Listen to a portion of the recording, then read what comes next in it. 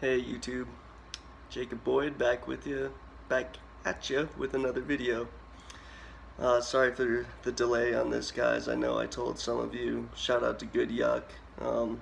He's keeping me on top of coming out with some videos because he had some questions he wanted to know about going to jail.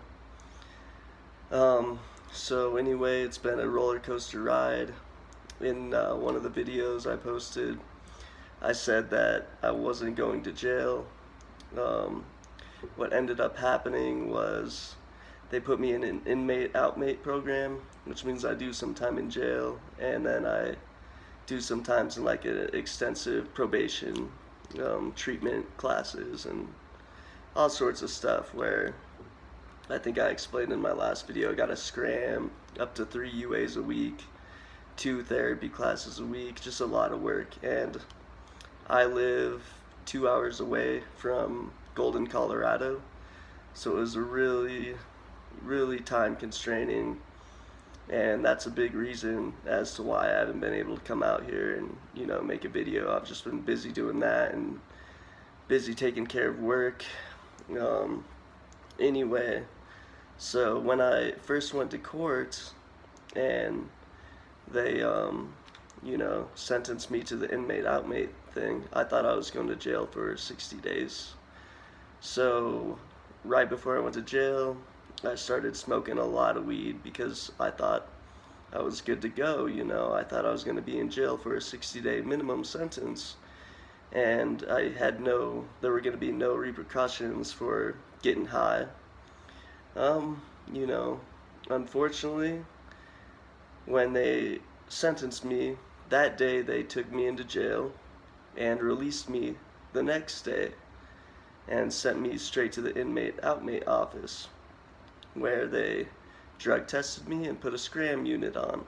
For anybody that doesn't know what a scram unit is, it is a bracelet that attaches to your ankle, and it detects alcohol. So any alcohol that's coming through your sweat, it's going to detect that, and when you go in to download your scram and there's alcohol in there, they'll take you back to jail. So what happened to me is I had 2 failed tests for marijuana in my system, and so they took me back to jail. I was freaking out when I went to the office and they're like, "You failed 2 UAs, the deputies are coming to pick you up right now," because this was a 1-year inmate-outmate sentence. So I thought I was going back to jail for a year. Fortunately, it was something called a regression. It was my first mess up. They called it my first regression, which is only spending 14 days in jail, and then you get released and start the inmate-outmate program again. You go back into the inmate-outmate program, and I guess you get 3 regressions. They give you 3 strikes before you just do the whole sentence in jail. So it was really tough. Traveling to Golden 3 times a week for scram downloads, classes, and UAs, because I couldn't take any UAs anywhere near I live. I had to go to Golden for all that stuff. Excuse me, I just got back from the gym, so I'm really thirsty. So anyway, Good Yuck, he requested I talk a little bit about just the jail intake process and shakedowns. So when you go into jail, obviously they make you take off all your clothes and spread your cheeks and cough, and they're looking up your butthole. They're looking up your butthole to see if you got any drugs in there, and that's after they pat you down and everything, and that's all good. Strip down naked, bend over, spread your cheeks, and cough. They want to make sure no one's got anything up their butts that they're taking up into jail. And, actually before that, they do a body scan to see if you ingested anything and it's in your stomach, and you're going to shit it out once you're in jail. And, that's how a lot of inmates get drugs in there. So that's kind of how the intake process works.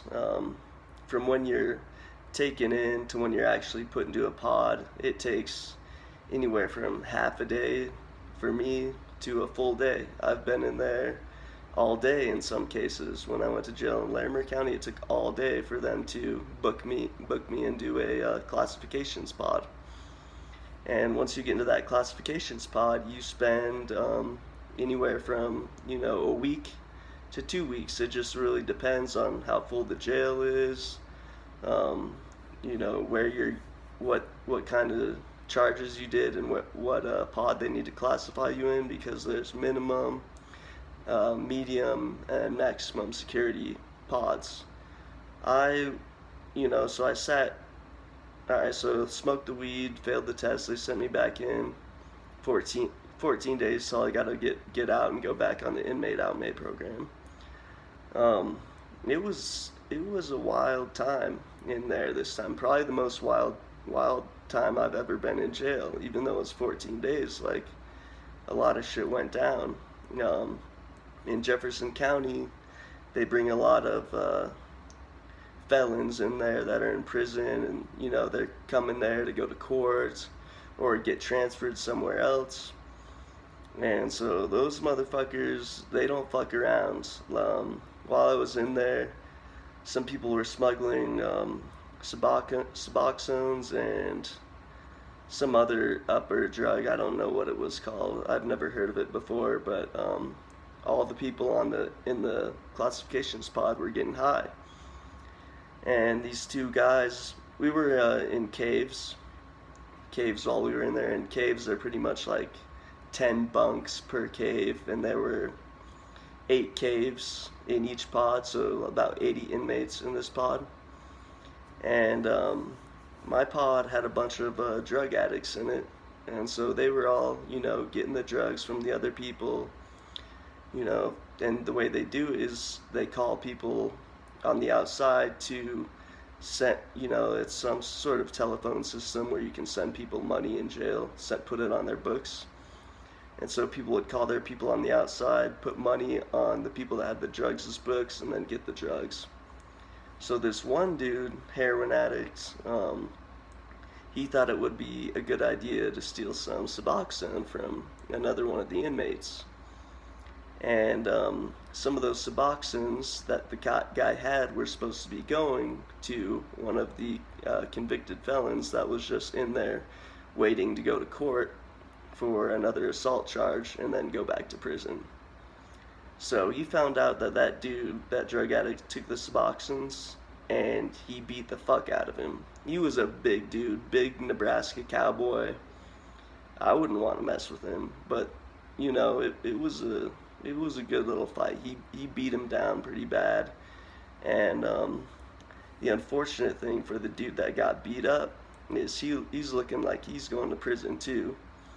And the guy that the felon with the that's going back to prison for the assault charges, he is going back to Sterling for prison. And it looks like the drug addict is also going to Sterling for prison. So he made it known that if he sees the drug addict in prison, he's going to get got.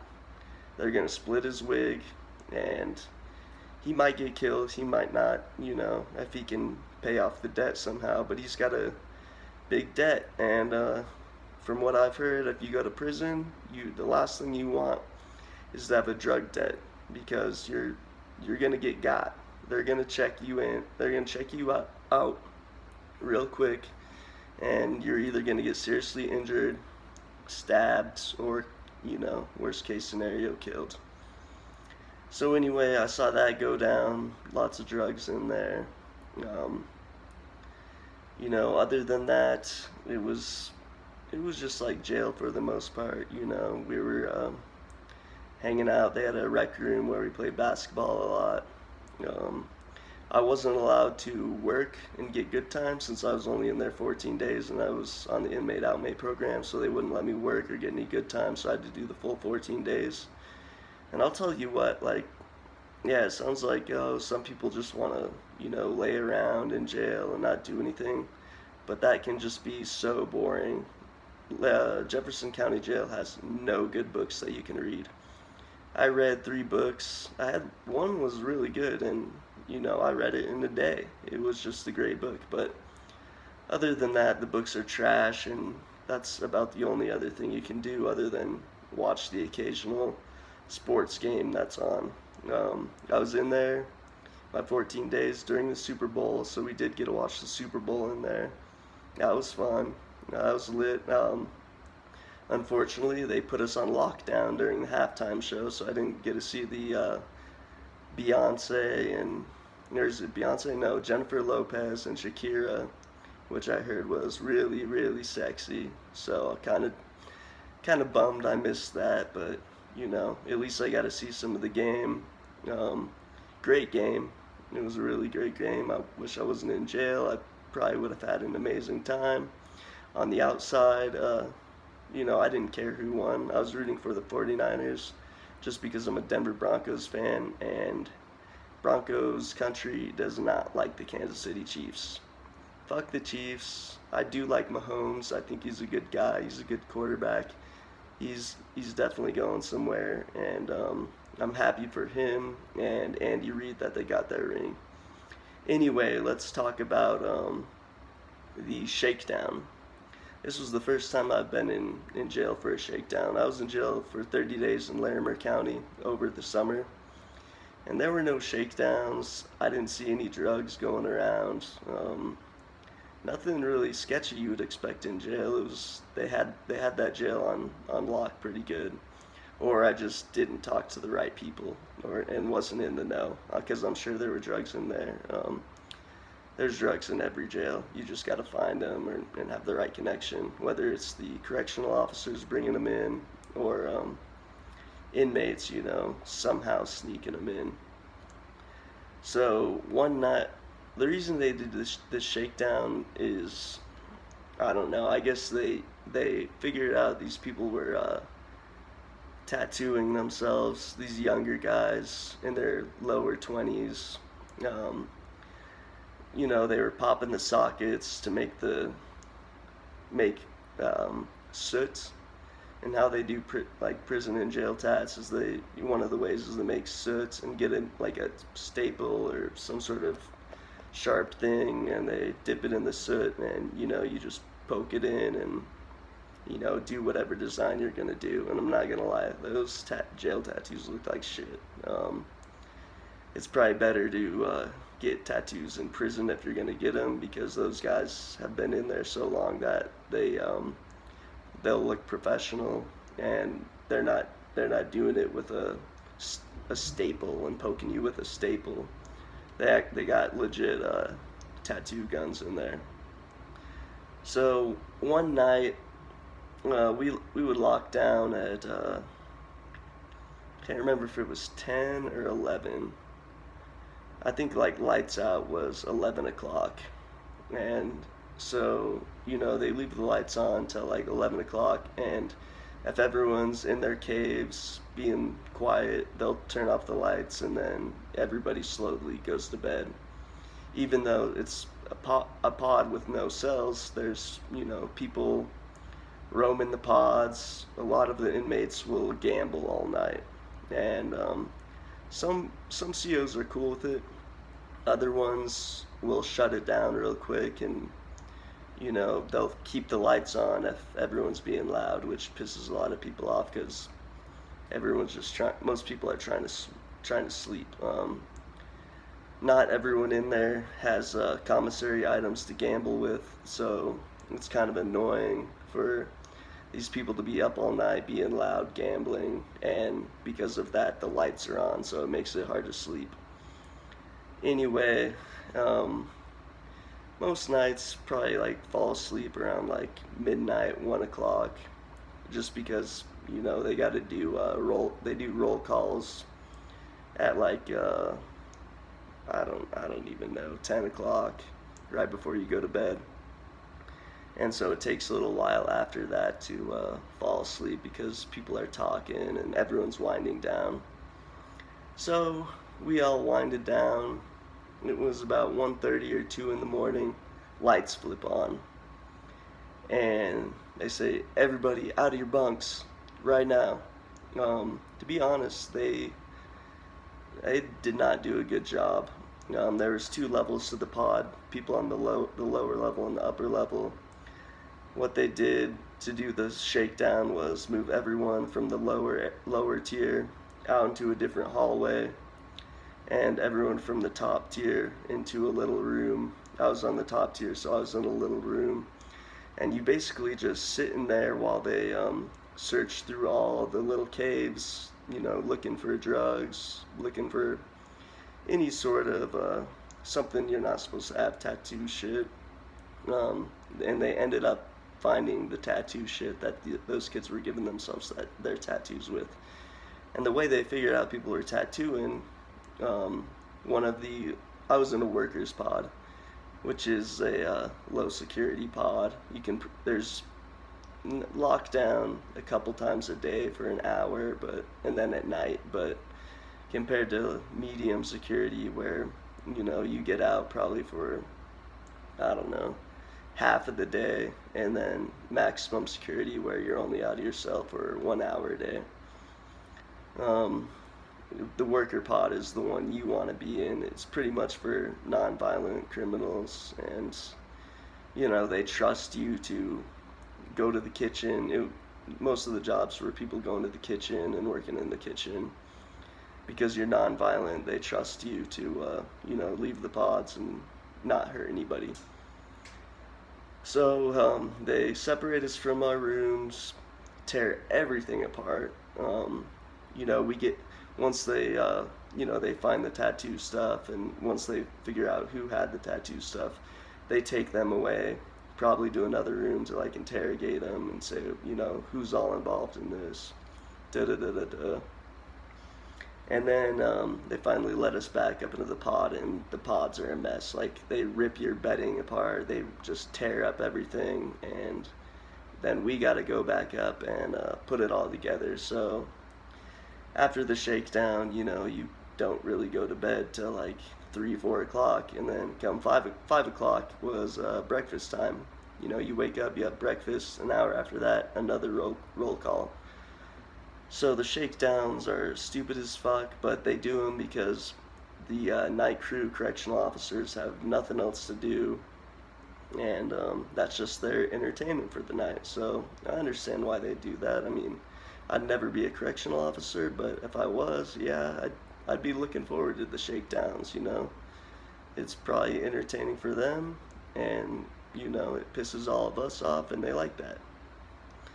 So anyway, that was probably like 10 days in. They did the shakedown. I had 4 more days left. It was really, really boring, but 14 days, they eventually went by. I got released. I went back to inmate, outmate. I was clean because I was in there for 14 days. And one of the things they told me when I went back in was, yeah, if you come out and you're still, if you're using in jail, we're gonna put you back in jail. So I had I didn't want to take any of the drugs that were in there and then just get sent back into the jail, just because it's as boring as they say it is. I mean, there's nothing to do all day. You're just sitting around. It was too cold to play basketball most days, so I tried to read as many shitty books as I could, and that kind of sucked. But I did read some books. Read more books in those 14 days than I did throughout my whole time ever in elementary, middle, high school, and college. I didn't read any books in school. Anyway, guys, so I got back to the inmate outmate program. Fortunately, my public defender, she really likes me, so she put in a motion to the DA to get me off the inmate outmate program, and the motion passed. So now I'm just back on normal probation. Had that not happened, I would have been having to go to Golden 3 days a week, doing up to 3 UAs a week, taking classes, paying a whole lot of money for transportation, drug tests, and the classes. So I'm really happy that the motion passed. I'm on normal probation, and looking forward to never going back again, because I'm sick of it. I'm sick of it. I'm focusing on being healthy, working out, and staying relatively sober. That's it. This is probably my last video about you know, anything jail related, because I plan on never going back. Thanks for listening, guys. You know, we'll see what the next video is. Yep, have a great night. Peace out.